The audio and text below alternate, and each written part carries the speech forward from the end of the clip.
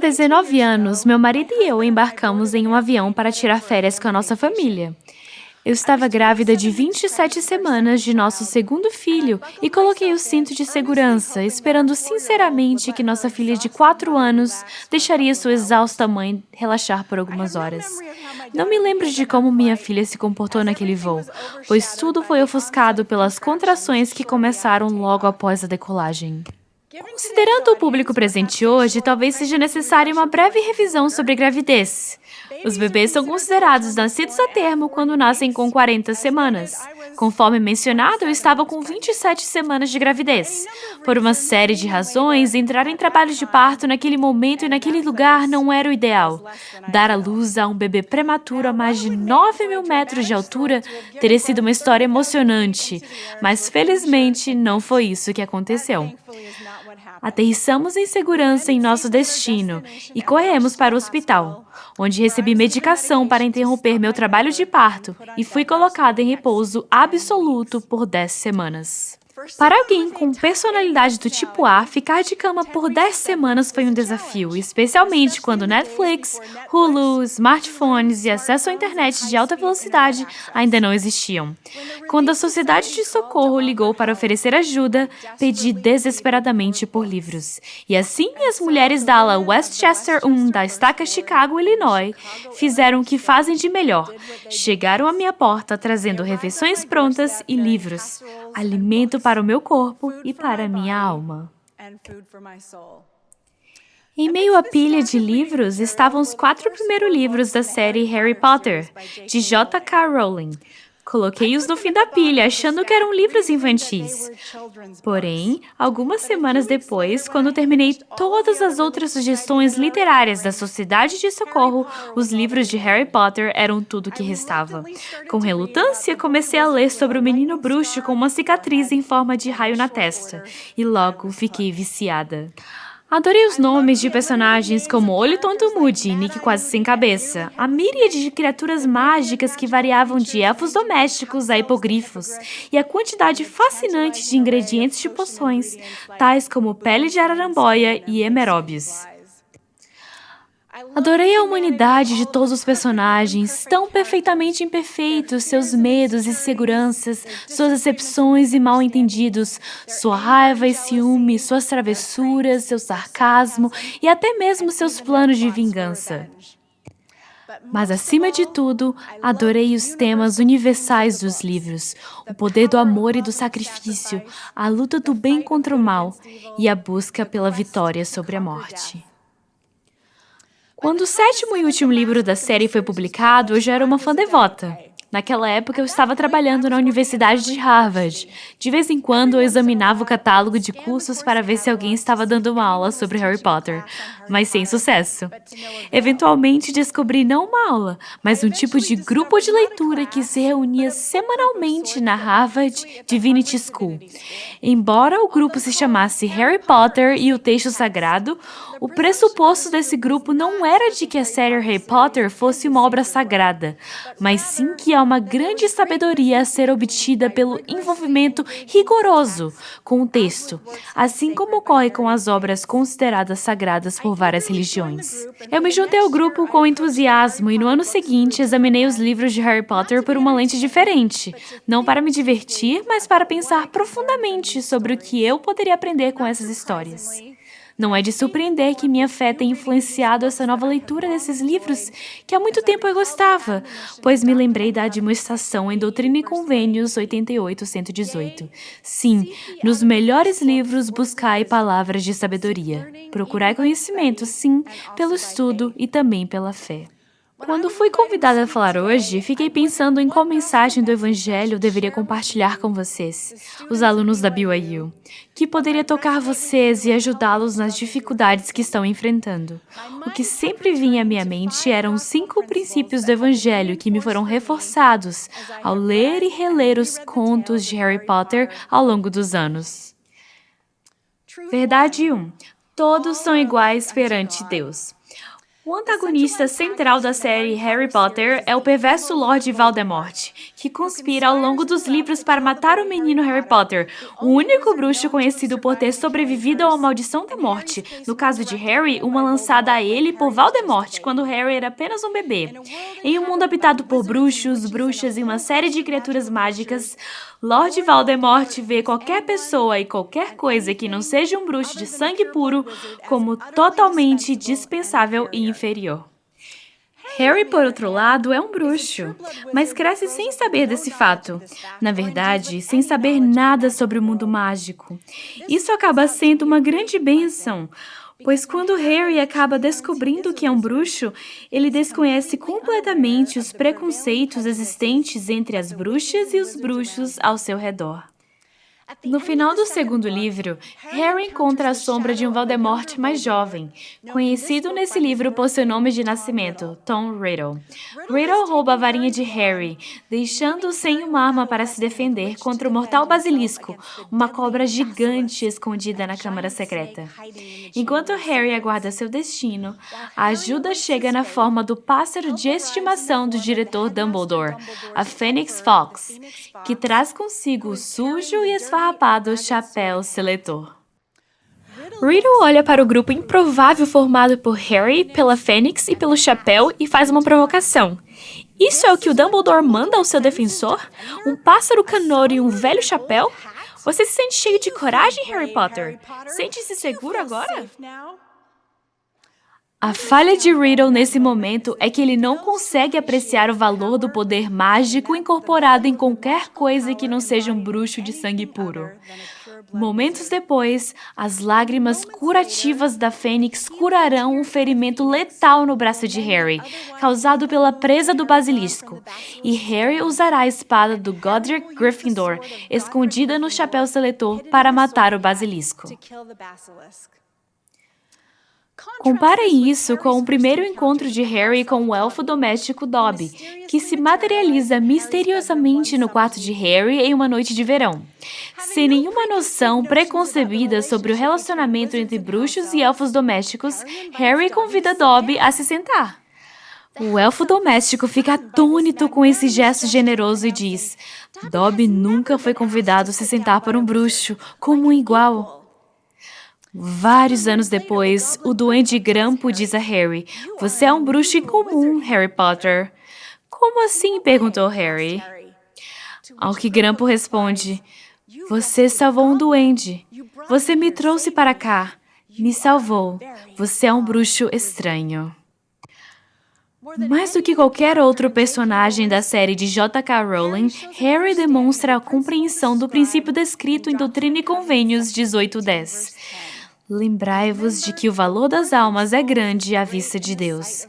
Um Deus que, nas palavras de Nefe, convida todos a virem a Ele e a participarem de sua bondade, e não repudia quem quer que o procure, negro e branco, escravo e livre, homem e mulher, e todos são iguais perante Deus. O fato de sermos todos filhos de pais celestiais que nos conhecem e nos amam individualmente é uma verdade fundamental e bela do Evangelho. Deus ama cada um de vocês e pede, na verdade, Ele ordena que demonstremos esse mesmo amor uns pelos outros. Como eu vos amei a vós, que também vós uns a outros vos ameis. No início deste novo ano letivo, eu os incentivo a se esforçarem para demonstrar uma medida maior de amor cristão a todos ao seu redor. Lancem uma rede ampla ao criarem um grupo de amigos para atividades sociais e formarem grupos de estudo para suas classes. Sejam sensíveis às necessidades das pessoas em nossa comunidade que estão lidando com dificuldades muito reais, mesmo que vocês não as compreendam. E sigam o conselho de uma colega da BYU que disse em um discurso na Conferência de Mulheres da BYU, que a maior forma de caridade pode ser não julgar. Verdade 2. O Senhor ajudará a fazer com que nossas coisas fracas se tornem fortes.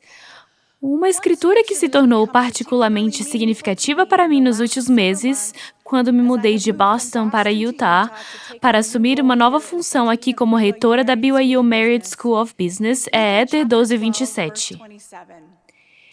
E se os homens e mulheres vierem a mim, mostrar-lhes-ei sua fraqueza. E dou fraqueza aos homens e mulheres, a fim de que sejam humildes, e minha graça basta a todos os que se humilham perante mim. Porque caso se humilhem perante mim e tenham fé em mim, então farei com que as coisas fracas se tornem fortes para eles. Em minha experiência, há 3 maneiras pelas quais Deus ajuda a fazer com que as coisas fracas se tornem fortes para nós.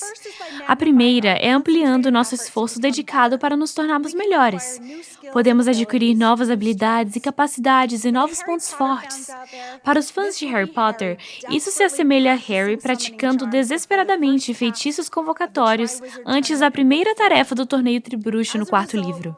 Como resultado, ele consegue invocar com sucesso sua vassoura no momento em que precisa dela, para derrotar o temido dragão Rabo Córneo Húngaro.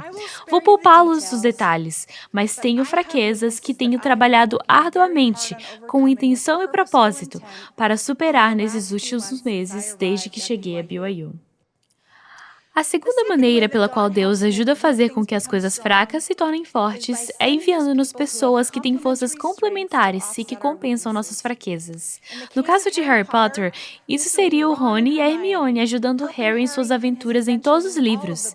Embora meu exemplo favorito esteja no 1º livro, quando o desafio de chegar à Pedra Filosofal exige muito dos pontos fortes individuais dos 3.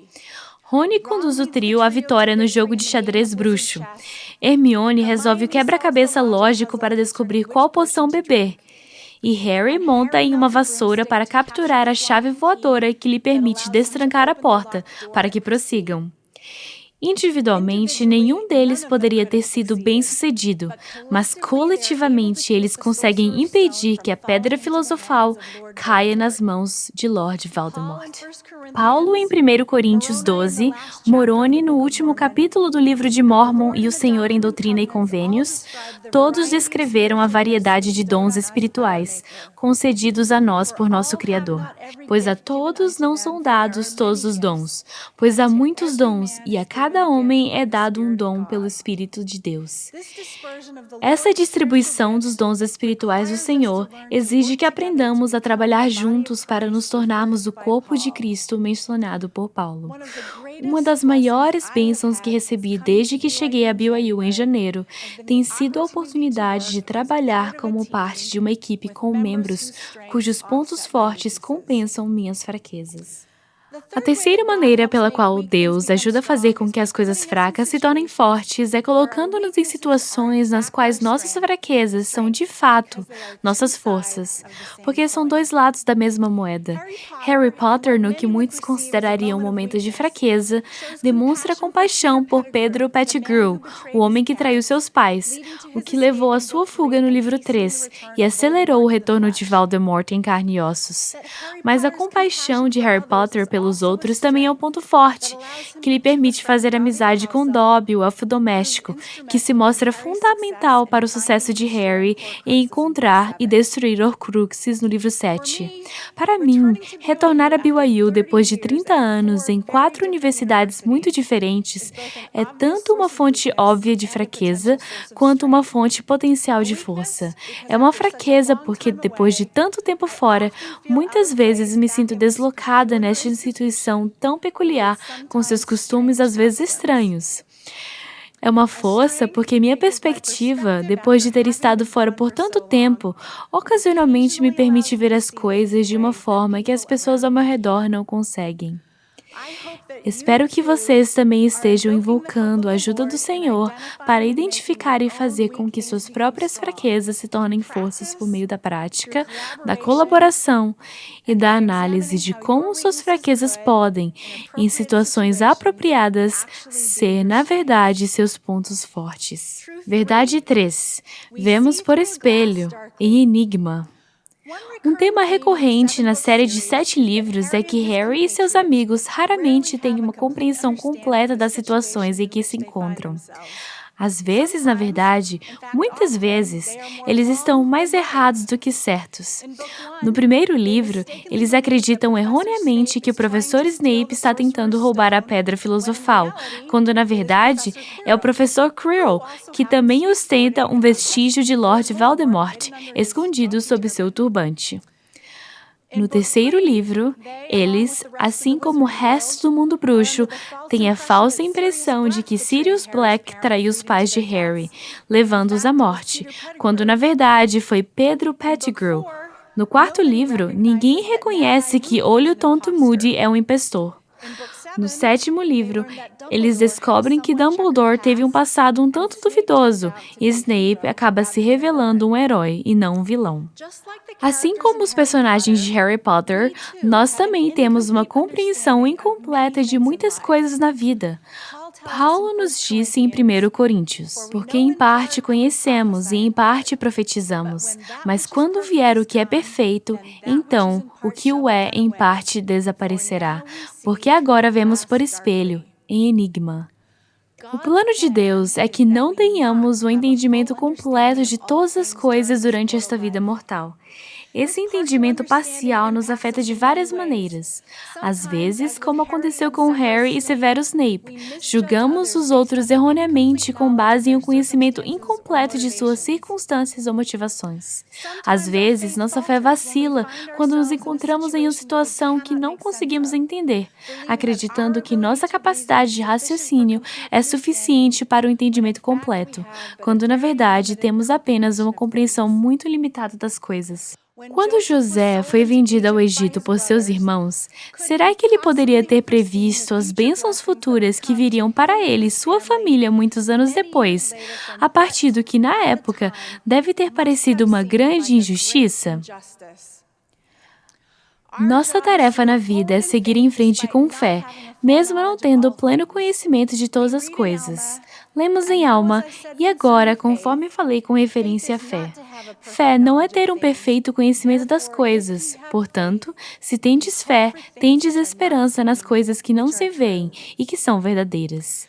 O teste definitivo da fé de Harry Potter ocorre no sétimo livro, quando ele precisa decidir se deve continuar a procurar as Horcruxes ou se deve redirecionar seus esforços para encontrar as relíquias da morte.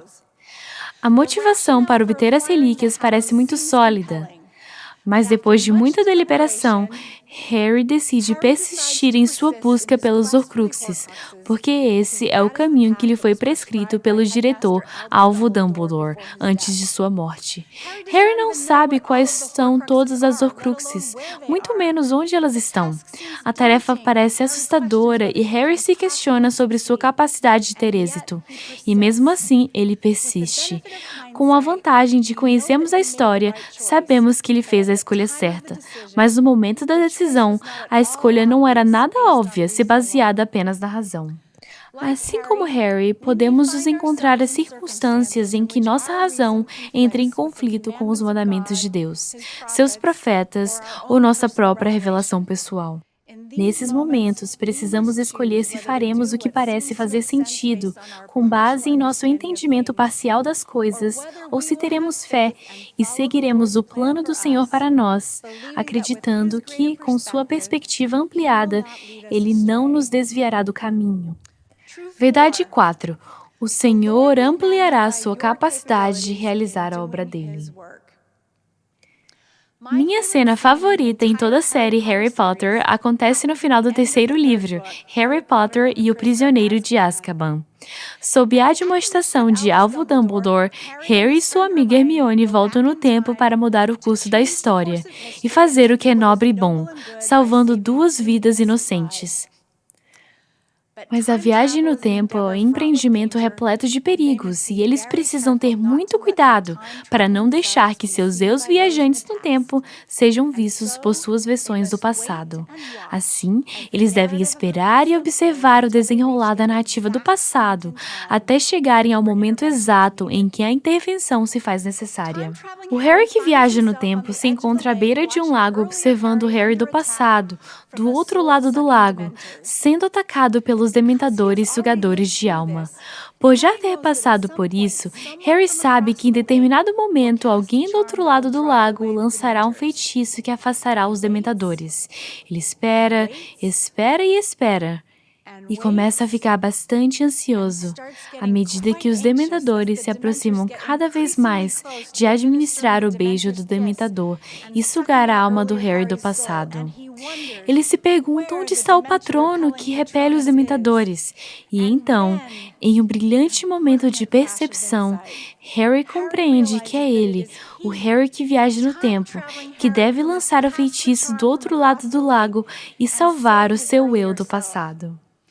Apesar de ter lutado durante meses para dominar esse feitiço em particular, uma vez armado com essa visão do que poderia realizar, Harry declara com confiança: Expecto Patronum! E um cervo branco prateado luminoso surge de sua varinha, dissipando os dementadores em uma profusão de luz. Quando Hermione lhe pergunta como ele conseguiu realizar essa tremenda façanha, ele diz: eu sabia que podia fazer isso desta vez, porque já tinha feito isso. O Senhor tem uma grande obra para todos vocês realizarem, em seus lares, em suas comunidades, em seus empregos, na igreja e no mundo. E neste momento, muitos de vocês, assim como Harry Potter, podem estar se sentindo inadequados para tal tarefa. Talvez tenham tirado um B, um C, ou até mesmo um D em uma prova ou trabalho e se perguntem como podem estar qualificados para a grandeza. Talvez vocês não tenham recebido uma oferta de emprego após um estágio de verão. Talvez vocês não tenham saído em um encontro há meses ou até mesmo anos. Talvez vocês se sintam destinados à mediocridade. No Devocional Mundial para Jovens de 2018 do presidente Russell M. Nelson e da irmã Wendy Watson Nelson, a irmã Nelson disse: acredito que se pudessem ver a si mesmos vivendo com seus pais celestiais e com Jesus Cristo, se pudessem observar o que fizeram na vida pré-mortal e os compromissos que assumiram até convênios com outras pessoas, se pudessem ver a si mesmos respondendo corajosamente aos ataques à verdade e defendendo valentemente Jesus Cristo, acredito que cada um de vocês teria mais poder, mais comprometimento e a perspectiva eterna para ajudá-los a vencer todas e quaisquer dificuldades, dúvidas, lutas e problemas que enfrentam, todos eles. Se vocês, assim como Harry, estão parados à beira de seu lago metafórico, esperando que alguém dê o primeiro passo, que facilite as coisas, que os convide para a festa, não esperem mais. O Pai Celestial não nos deu uma visão perfeita de nosso passado ou de nosso futuro, mas Ele nos deu a capacidade condicionada à nossa dignidade de receber revelação pessoal sobre o que podemos e devemos fazer em nossa vida. E quando estivermos a serviço do Senhor, Ele ampliará a nossa capacidade de agir em seu trabalho e de ser instrumentos para realizar grandes coisas. Verdade 5. Jesus Cristo é o autor de nossa salvação. O tema central da série Harry Potter é a busca pela vitória sobre a morte.